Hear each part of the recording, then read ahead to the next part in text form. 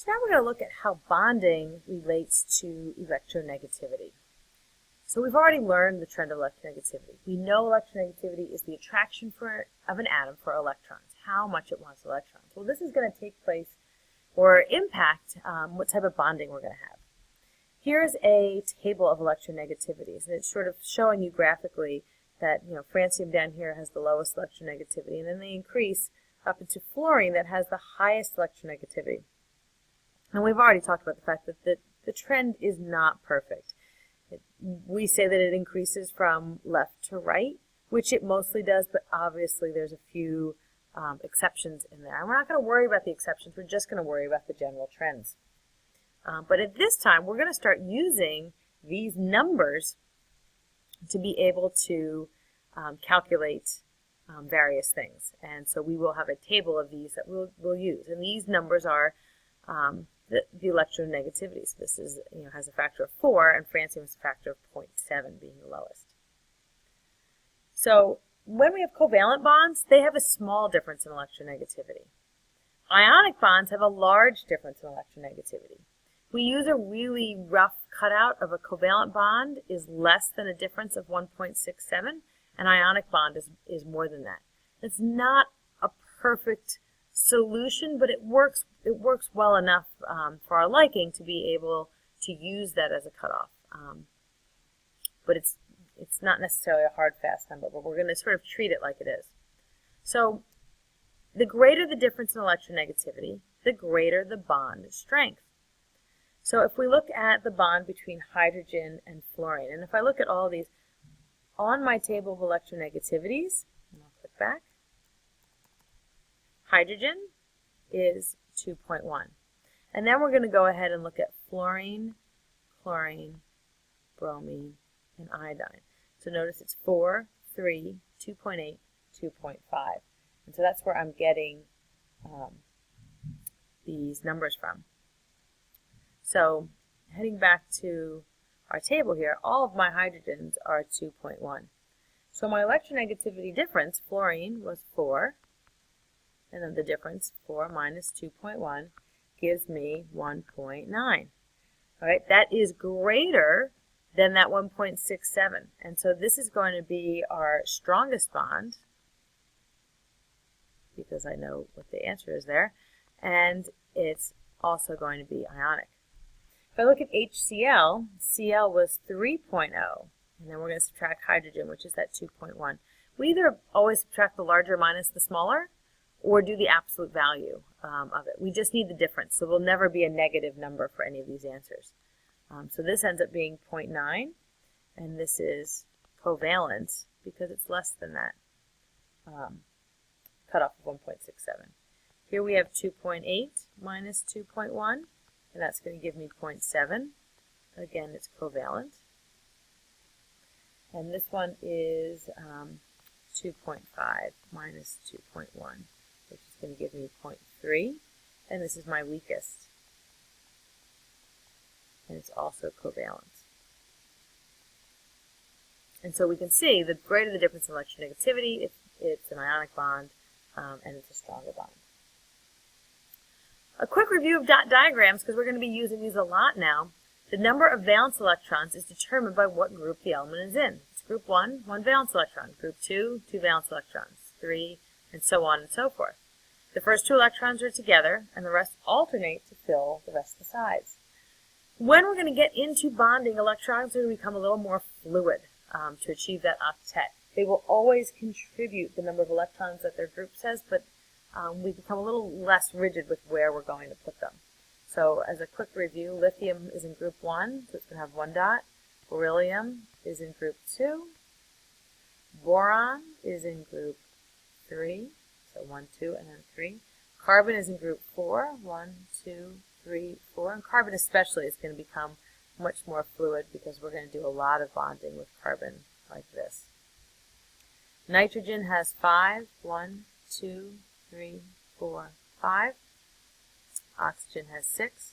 1, 2, 3, 4, 5, 6. And fluorine has 7. 1, 2, 3, 4, 5, 6, 7. So that's our review of dot diagrams. Now, draw the electron dot diagram for the following elements. Well, hydrogen only has one, and I'm gonna represent it with a little X, and I'll show you why in a second. You wouldn't have to, but it's going to make it easier for my demonstration purposes. Oxygen, 1, 2, 3, 4, 5, 6.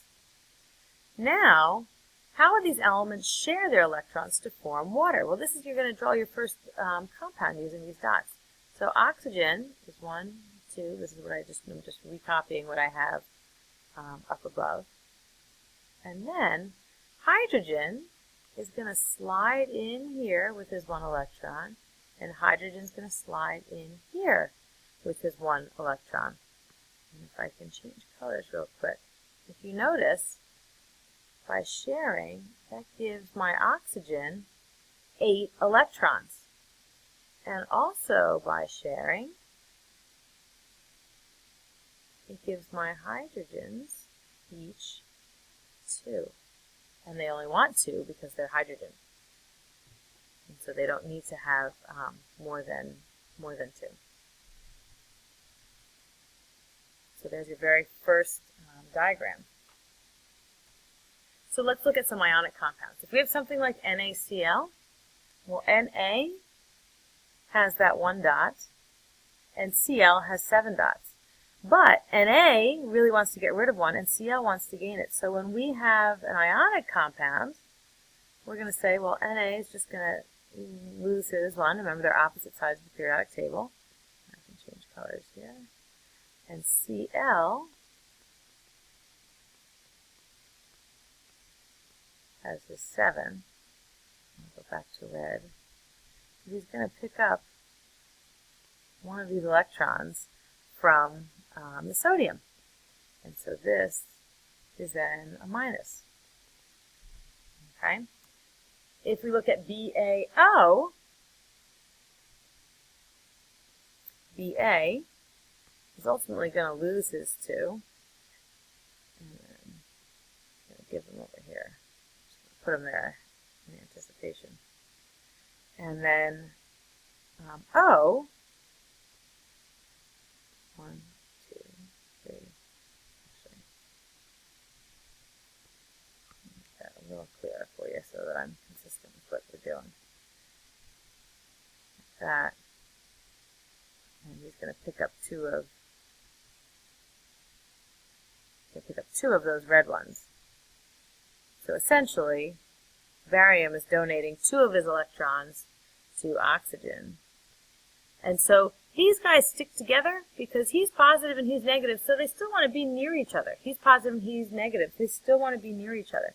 CaCl2 is going to work sort of the same way. Ca will be in the middle, and then Cl's will join in on the side. So Cl, Cl, 1, 2, 3, 4, 5, 6, 7, 1, 2, 4, 5, 6. Actually, I want to keep mine.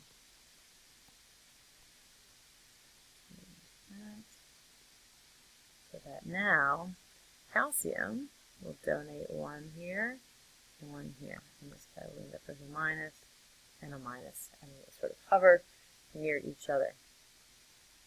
If I look at ones that are covalent, something like F2, well, we're going to start by doing this. Here's one F, 1, 2, 3, 4, 5, 6, 7. And then here's my other F, 1, 2, 3, 4, 6, 7. So I'm going to change colors. Anytime I have 2 electrons that are in the middle, I can then re-represent that with a line. 2 electrons equals 1 line. And so if we remember that 2 electrons equals 1 line, then we can just replace it with a line. Similar if I have something like this, like CH4. Here's my C. 1, 2, 3, 4. And my H's are going to come in and dock right alongside. Now, H can only ever bond to one side. I can never add something on this side of the H. H has 2 electrons, and that's all he's ever going to want. I can also write this as this, and it means exactly the same thing. And then if we look at this idea of polarity. So polarity has to do with which way the electrons are pulling, which one is more electronegative than the other. So if I look at something like Cl2, Cl and Cl, they're exactly the same element. And polarity, if we sort of think of it as a tug of war, they have exactly the same strength. They have exactly the same electronegativity value. No one is going to pull more than the other, so they are non-polar. If I look at something like H2O, now I have oxygen bonded to hydrogen. Hydrogen has a lower electronegativity than oxygen, so I can say, and I draw it as an arrow, whoever's pulling to win this tug of war, and we put a little plus sign, because the plus sign means that's the side that's going to be a little more positive. So my lower value, and oh my arrows, this is the higher electronegativity, and this is the lower electronegativity, indicating it's a little positive because the other one is stealing the electrons. And so this ends with this term polar covalent, a bond formed by an unequal sharing of a pair of electrons. It's still covalent because they're sharing, but it's polar covalent because they're not sharing them equally.